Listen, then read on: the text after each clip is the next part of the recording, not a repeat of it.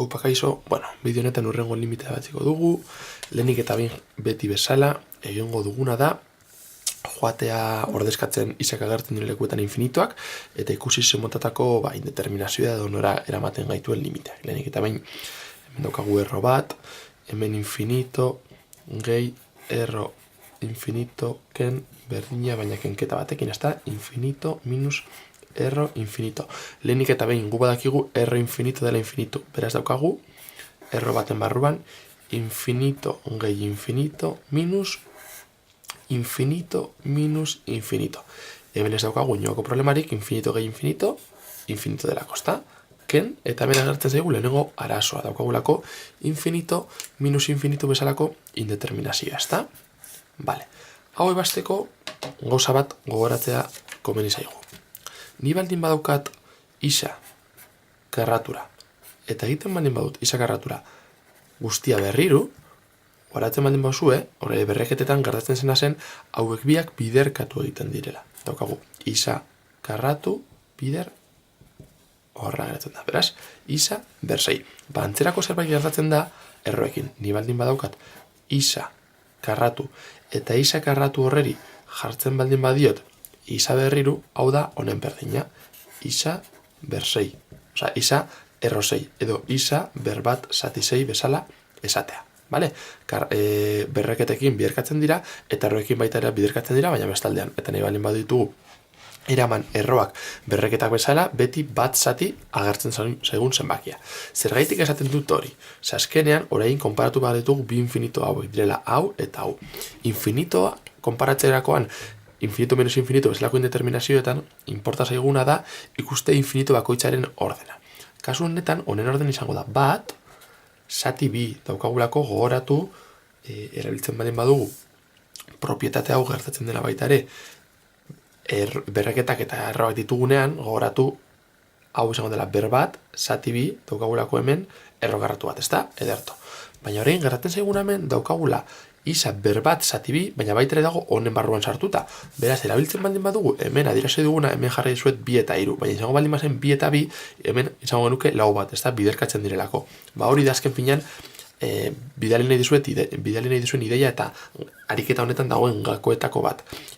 Infinito honen ordena izango da, bat zati bi, bider, bat zati bi. Dagoelako erre honen barruan eta horre honen barruan. Beraz da, bat zati lau.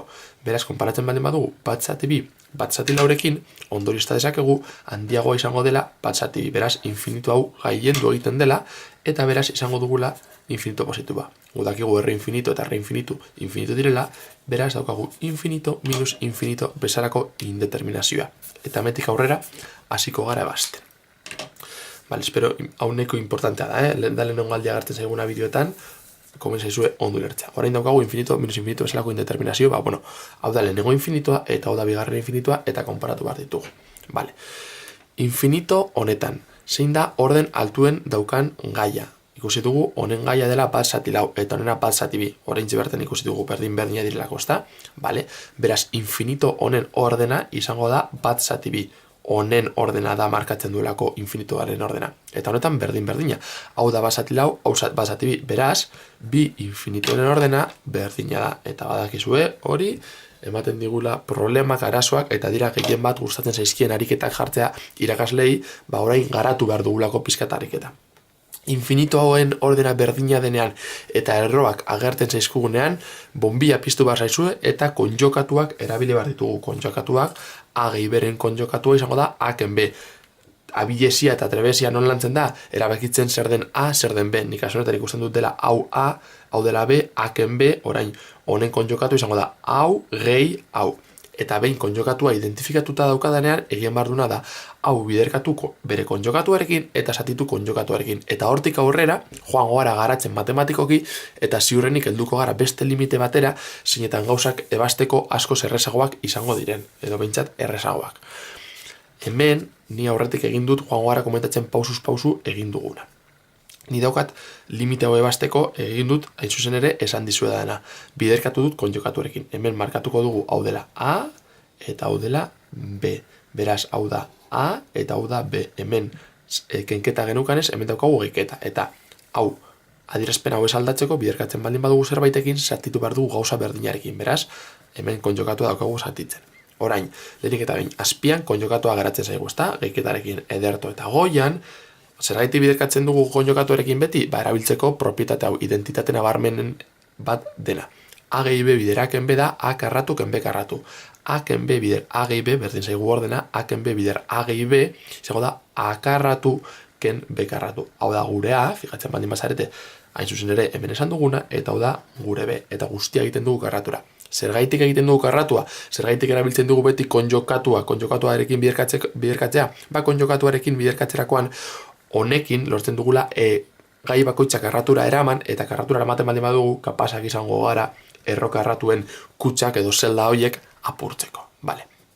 Baina hau esan da, jarraituko dugu ikusten zelan daukagun hau, ja kendu ditugu erro karratuak, beraz daukagu isa gehi erro isa, ken, isa, eta kontuz, zemen ja gehiketa jarri dut, hau karratura kentzerakoan daukagu isa minus, idatziko izuet, ondo ikusteko zuek zer gertatu den,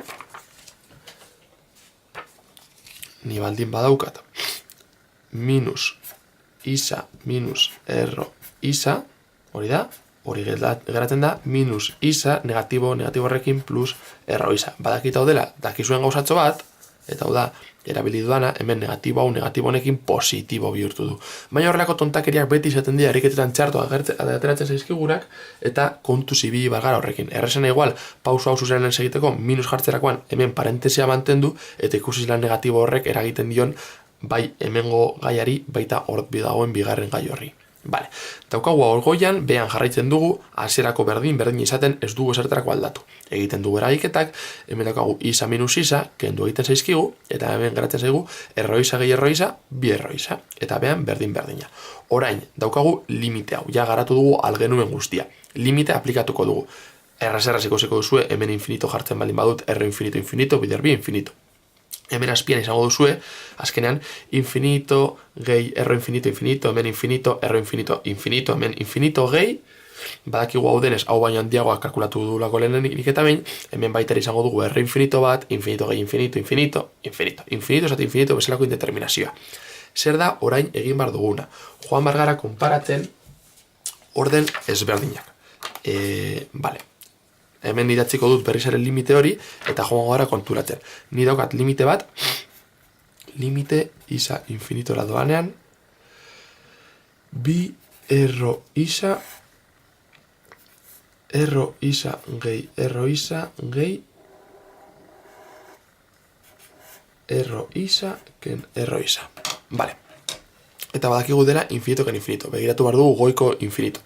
Honen infinitoen limitea zenbat da? Bat zatibi, ezta? Bat zatibi dagoelako, erroa hemen jartzen dute da bakarrik identifikatzeko limitea, Ez da limitea ordena. Infinito honen ordena da bat zatibi, ezta? Hemen dagoelako bat, bi. Ordena azkenean da ikustea zein da berretzaierik handiena. Honena da bat zati lau. Honena da bat zati bi. Honena da bat zati bi. Honena bat zati lau.